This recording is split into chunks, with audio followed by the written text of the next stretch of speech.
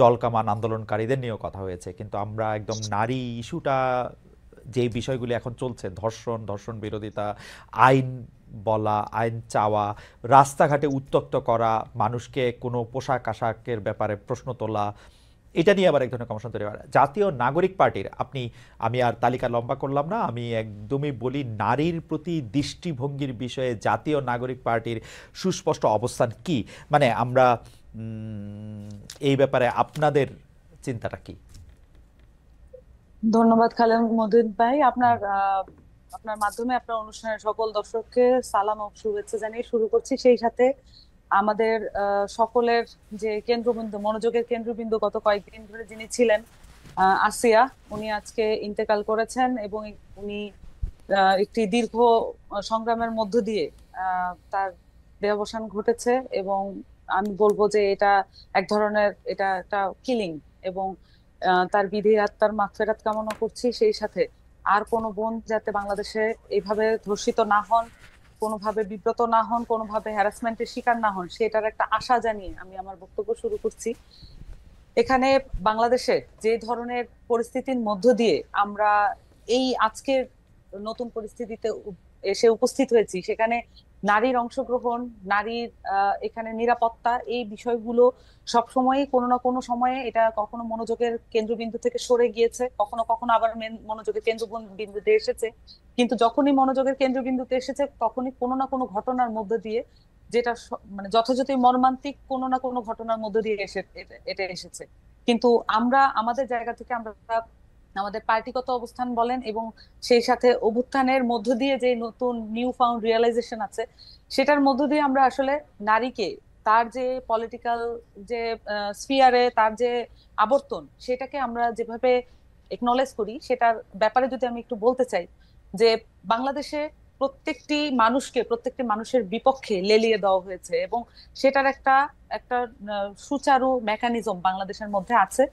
এবং সেটার মাধ্যমে প্রত্যেকটি মানুষের বিরুদ্ধে প্রত্যেকটি মানুষকে মুখোমুখি অবস্থানে দাঁড় করিয়ে দেওয়া এবং এক ধরনের ভিলেন হিসেবে একে অন্যের কাছে প্রতিস্থাপন করার এক ধরনের প্রচেষ্টা এখানে আছে। সেটার মধ্য দিয়ে আসলে নারী যে গোষ্ঠী, নারী যদি একটা গোষ্ঠী হিসেবে, জনগোষ্ঠীর একটা অংশ হিসেবে দেখি, তাহলে নারীকেও এই অনেক পুরুষের সমকক্ষ, পুরুষের আহ অধীনে এই ধরনের আর্গুমেন্ট এবং আরো নানান কিছু দিয়ে নারীকেও পুরুষের মুখোমুখি দাঁড় করিয়ে দিয়ে দিয়ে দেওয়া হয়েছে। এবং সেইখান থেকে তার যে নাগরিক মর্যাদা, সেই বিষয়টাকে দূরে ঠেলে দেওয়া হয়েছে।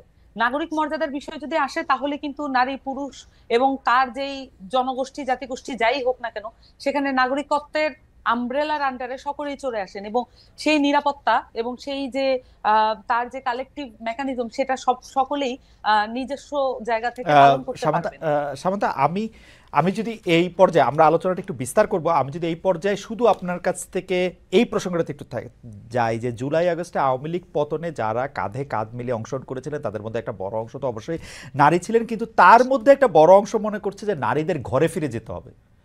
শুরু হয়েছে মোরাল পুলিশিং, নানা রকমভাবে বলা হইতেছে যে এইটা করা যাবে, এইটা করা যাবে না। জাতীয় নাগরিক কমিটির কি এই ব্যাপারে একটা সুস্পষ্ট অবস্থান আছে যে আসলে বাংলাদেশে মেয়েরা কিভাবে চলবে, কিভাবে ফিরবে, কি করবে, সে ব্যাপারে কি আপনাদের কোনো মানে আলাদা দৃষ্টিভঙ্গি আছে যে এইভাবে করতে হবে, অবশ্যই, চলতে হবে? সেটা কিরকম যদি একটু অবশ্যই। বলতেন। এখানে আমরা আমরা বারবার একনলেজ করছি যে এই অভ্যুত্থানের মধ্য দিয়ে আমরা চারটি ধাপে আমরা যদি দেখি যে অভ্যুত্থানের মধ্যে নারীদের অংশগ্রহণ কি মাত্রায় ছিল। প্রথমত 14ই জুলাই বাংলাদেশে আওয়ামী লীগ তার ফ্যাসিস্ট কাঠামো প্রতিষ্ঠা করার জন্য যেই ন্যারেটিভ স্ট্যাবলিশ করেছিল, সেই ন্যারেটিভকে ভেঙে হলের মেয়েরা বেরিয়ে এসেছিল। এটা ছিল তার প্রথম রাজনৈতিক স্ফুরণ। হুম। এইটার মাধ্যমে, এই ন্যারেটিভকে ভাঙার মাধ্যমেই আসলে এই অভ্যুত্থান সংগঠিত হওয়ার মুখে এসে আমরা দাঁড়িয়েছিলাম। হুম। পরবর্তীতে আমরা যখন অভ্যুত্থান সংগঠিত হতে দেখি, তখন আমরা নারীদেরকে দেখি একদম সম্মুখ যোদ্ধা হিসেবে, হুম। নট পিছনে কোনো ব্যাকগ্রাউন্ডে কোনো কিছুই না, একদম ফ্রন্টলাইন ওয়ারিয়ার হিসেবে। এবং তার পরবর্তীতে একই সাথে ওই অভ্যুত্থানের সময় আমরা কেয়ারার, প্রোভাইডার এবং শেল্টার গিভার হিসেবে আমরা তাদেরকে দেখেছি। এবং এখানে এখানে আমরা এখন পর্যন্ত তিনটা ভাগ দেখলাম। কিন্তু অভ্যুত্থানের পরে অভূতপূর্ব ভাবে আমরা দেখেছি যে যেই নারীরা সম্মুখ ভাগে যোদ্ধা হিসেবে ছিলেন, কেয়ারার, প্রোভাইডার ছিলেন, তারা নিজস্ব ট্রমাটাইজিং যে জায়গাটা তার ছিল, আমরা সকলেই এক ধরনের ট্রমাটাইজিং জায়গায় ছিলাম। কিন্তু আমাদের বাংলাদেশের নারী শিক্ষার্থীরা এবং অনেক ক্ষেত্রে বয়স্ক এবং গৃহিণী নারীরা ঘর থেকে বেরিয়ে এসে তারা এই যে আহত সামান্তা, এবং শহীদদের লিস্টটা করেছেন, আমি একটু শেষ করি জি জি খালেদ জি, খালেদ ভাই, হ্যাঁ, তারা লিস্ট গুলো করেছেন এবং তাদের ট্রমাটাইজিং যে এক্সপিরিয়েন্স সেটাকে উতরে গিয়ে তারা এই লিস্ট গুলো করেছেন। তাদের সাহায্যেই বেসিক্যালি এখন যে রাষ্ট্রীয় পদক্ষেপে যে লিস্টটা করা হচ্ছে, তাদের যে বেসিক স্ট্রাকচার ছিল সেটার উপরে দাঁড়িয়ে কিন্তু এটা করা হয়েছে। তো নারীদের এখানে অংশগ্রহণের, বাংলাদেশে এই যে নতুন যে পলিটিক্যাল পার্টি এসেছে এনসিপি, তারা বাংলাদেশের নারীদের এই অভ্যুত্থানে যে অংশগ্রহণ, সেটা প্রত্যেকটি ডিটেইলিংকে আমরা এক্সপ্রেস করি এবং প্রত্যেকটি ডিটেইলিংকে আমরা একনলেজ করি।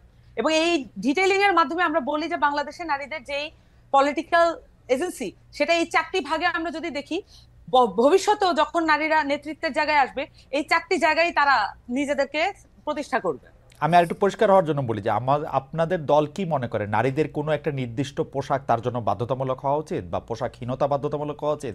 আপনি কি মনে করেন যে নারীদের তার নিজস্ব পোশাক, নিজস্ব আচরণ, উনি কোথায় কি খাবেন, কি পান করবেন, সেটা স্বাধীনতা থাকা উচিত, না সেই স্বাধীনতাটা কোনো না কোনোভাবে লিমিটেড হওয়া উচিত? মনে করেন যে যেহেতু আপনাদের দলটা নতুন করে আত্মপ্রকাশ করছে, এই দলের আদর্শ এবং নানাবিধ বিষয়বুদ্ধি তাত্ত্বিকভাবে অনেকটা জায়গা হতে পারে, আমরা যদি স্পেসিফিক এই জায়গাটার মধ্যে থেকে আসি, যে আপনারা কি মনে করেন যে নারীর একটা নির্দিষ্ট চেহারা থাকা উচিত এবং সেটা কোনো না কোনোভাবে পুরুষদের থেকে আলাদা হওয়া উচিত? আপনারা কি মনে করেন? দেখুন, এখানে আমি যেটা বলেছিলাম প্রথমে, বিভাজিত করার যে প্রক্রিয়া আছে রাজনৈতিকভাবে, এখানে এই ধরনের প্রশ্ন, মানে এই যে পোশাক এবং হচ্ছে চলাফেরা, বেসিক্যালি নারীদেরকে কেন্দ্র করে এই ধরনের প্রশ্ন উত্থাপন করে বা এই ধরনের বাতাবরণ, একটা তথ্যের বাতাবরণ তৈরি করে এমন ভাবে পোট্রে করা হয়, মনে হয় যেন এখানে নারীদের বিপক্ষে সকল মানুষ দাঁড়িয়ে আছে। কিন্তু এটা একটা ছোট্ট গোষ্ঠী। বরঞ্চ এই আসিয়ার যে ঘটনাটা আমরা দেখলাম, এটার মধ্য দিয়ে আমরা দেখেছি বাংলাদেশের বেশিরভাগ মানুষ বাংলাদেশের নারীদের নিরাপত্তার জন্য শঙ্কিত, বাংলাদেশের নিরাপত্তার জন্য, বাংলাদেশের নারীদের নিরাপত্তার জন্য সামাজিক বলয় কিভাবে তৈরি করতে হবে সেটার জন্য তারা কাজ করতে উদ্গ্রীব। আমরা বারবারই এই জায়গাগুলো দেখি, কিন্তু এই জায়গাগুলো আমরা একনলেজ না করে আমরা বরঞ্চ যেটা দেখি যে যেভাবে আসলে বিভাজিত করা যাবে সেই বক্তব্যগুলো আমরা বারবার এখানে তুলে আনা হয়। সামান্তা, এবং তাতে সামান্তা, আমি আসলে বিভাজনের জায়গাটা যাইতেই চাচ্ছিলাম না, সেই জন্য আমি আপনাকে প্রশ্নটা যেটা করতে চাচ্ছি সেটা হচ্ছে যে জাতীয় নাগরিক পার্টি এইটা মনে করে কিনা আমি কোনো বিভাজনের মধ্যে, আমি অনেক ধরনের প্রেসক্রিপশন দেখতে পাচ্ছি, কিন্তু প্রেসক্রিপশন এমন আসতেছে যে ধর্ষণ হইতো না যদি না সে একটা মাহারাম রেনে চলাফেরা করতো, ধর্ষণ হইতো না যদি না তার একটা পোশাক ঠিক থাকতো, ও এখানে এই দুষ্টামি করতেছে, সিগারেট খাইতেছে, তারা মারা ঠিক আছে। আমি বলতেছি হচ্ছে এই জায়গা থেকে জাতীয় নাগরিক পার্টির কি অবস্থাটা কি সেটা আমি বুঝতে চাইতেছি। খালেদ ভাই, একটা রাজনৈতিক পার্টি কখনোই এই ধরনের একটি বিষয়ে মন্তব্য করে না। তাদের মন্তব্য হয় ওভারঅল জনগোষ্ঠী কেন্দ্রিক। আমরা যখন নারীদের পোশাক আশাক কি হবে, পুরুষদের পোশাক আশাক কি হবে, শিশুদের পোশাক আশাক কি হবে, এই সবকিছুর জন্য যদি প্রয়োজন বোধ করি আমরা জাতিগতভাবে, তাহলে আমাদের জন্য বোর্ড গঠন করে দেওয়া হোক, রাষ্ট্রীয়ভাবে সেটা পৃষ্ঠপোষকতা দেওয়া হোক। আমরা তো এটা এইভাবে আর্গুমেন্ট করার বিষয় না। পার্টিগতভাবে আমরা মনে করি দায়িত্বশীল ভাবে যে কোনো বিষয়ের আর্গুমেন্ট যদি হয় দায়িত্বশীল ভাবে করা উচিত, এবং সেখানে আমরা আমার ব্যক্তিগত মতামত আমি কারো উপর চাপিয়ে দিতে পারি না। যারা এই বক্তব্যগুলো টুকরো টাকরা ভাবে দিচ্ছেন তারা বেশিরভাগই তাদের পার্সোনাল ফেসবুক অ্যাকাউন্ট ব্যবহার করে সেগুলো দিচ্ছেন। আমরা আমরা আমাদের জায়গা থেকে মনে করি যদি কোনো কিছুর বিষয়ে জাতীয় ঐক্যমত প্রয়োজন হয়, এটা শুধু পলিটিক্যাল ইস্যু হতে হবে নট নেসেসারিলি। যদি পোশাকের বিষয়ে আসেন, ধরেন যে পুরুষের পোশাক কি হবে, নারীদের পোশাক কি হবে, শিশুদের পোশাক কি হবে, এই বিষয়ে আমাদের একটি ন্যাশনাল কনসেনসাস আমরা ডেভেলপ করতে চাই, তাহলে এটা রাষ্ট্রীয় পর্যায় থেকে উদ্যোগ নেওয়া হোক।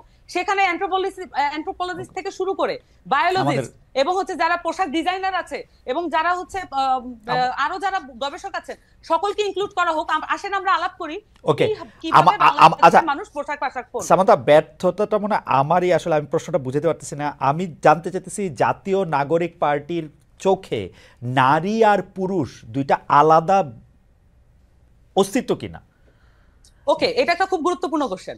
আমরা নাগরিক পার্টির পক্ষ থেকে আমরা বারবারই বলেছি যে আমরা মনে করি যে বাংলাদেশের নাগরিক মর্যাদা যদি নিয়ে আমরা কাজ করি এবং নাগরিক মর্যাদা নিশ্চিত করার ক্ষেত্রে নারী পুরুষ এবং তার পরিচয় যাই হোক, জনগোষ্ঠীর কিছু পরিচয় আছে, জাতিগোষ্ঠীর কিছু পরিচয় আছে, সেটা ছাপিয়ে গিয়ে আমাদের নাগরিক মর্যাদাকে গুরুত্ব সহকারে দেখতে হবে। যদিও এখন এমন বাস্তবতা আছে, আমরা মনে করি যে এখানে নারী সেল, নারী উইং, এটা করে যে ধরনের বিভাজন এখনো, এটার মধ্যে দিয়েও কিন্তু কিছুটা বিভাজন হয়, কিন্তু এখনো সেই বাস্তবতা আছে বাংলাদেশে, এখনো সেই বাস্তবতা আছে। নারীদের সেই ফিল্ডের বাস্তবতা আছে। এখন আমাদেরকে এই জায়গাগুলো অ্যাড্রেস করার জন্য কিছু স্পেশালাইজ উইং প্রয়োজন হয়, কিছু স্পেশালাইজ জায়গা প্রয়োজন হয়। না আমরা যেটা বিশ্বাস করি যে আমাদের নাগরিক কমিটির পক্ষ থেকে যে আমরা এমন একটা বাংলাদেশ চাই যেখানে আমাদেরকে 25% উইমেন বা 33% উইমেন রাখতে হবে, এটা আমাদেরকে জোরপূর্বক আর বলতে না হোক। যে কোনো লিস্ট করার সময়, যে কোনো নিয়োগের নারী ও লিস্ট করার পুরুষ, সময় জাতীয় নাগরিক পার্টির চোখে নারী ও পুরুষ সমান কিনা? নারী ও পুরুষ শুধু সমান না, এখানে নাগরিক মর্যাদার আন্ডারে, আমি বারবার বলছি, এখানে ওয়ার্ল্ড যদি আপনি পলিটিক্যাল সায়েন্সের জায়গা থেকে দেখেন, তাহলে যদি আপনি মডার্ন স্টেট হিসেবে বাংলাদেশকে রিপ্রেজেন্ট করতে চান, তাহলে যদি মডার্ন স্টেটে